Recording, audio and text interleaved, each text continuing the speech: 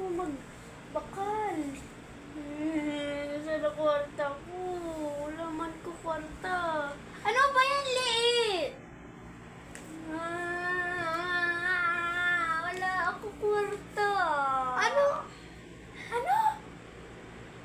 Wala. Anong wala? Ituloy mo na. Ako.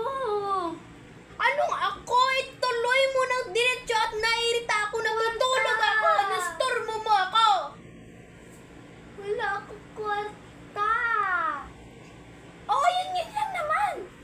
Tapos maaritahin mo na lang ako dyan. Kwarta.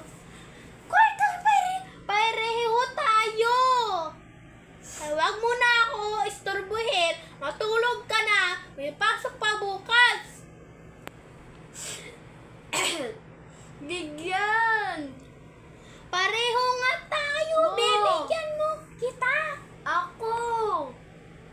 Ng kwarta. Kwarta. Nausturbo mo ako. Puro kwarta ka. Wala ka na nagawa. Matulog ka na at saka magiging puyat ka. Kwarta. Puro kwarta na lang. Papagalitan tayo ni teacher. Mababa ang grades mo. Puro kwarta ka na sa bunganga mo. Wala ka naman nasabi. Puro kwarta ng kwarta. Pahinga siya, te. Ano ako, te? Di na ako mama. Bata pa ako. Dalaga pa ako. Kwarta lang. Vlogger ka. Kailangan mo mag-vlog para makakuha ka ng mga pera. Ganun ba? Opo. Kwarta. Para nga makakuha ka ng kwarta, mag-vlog ka ng maayos, mag-vlog ng vlog, ipunin mo mga pera mo sa Gcash, tapos ialisin mo na, kunin mo na.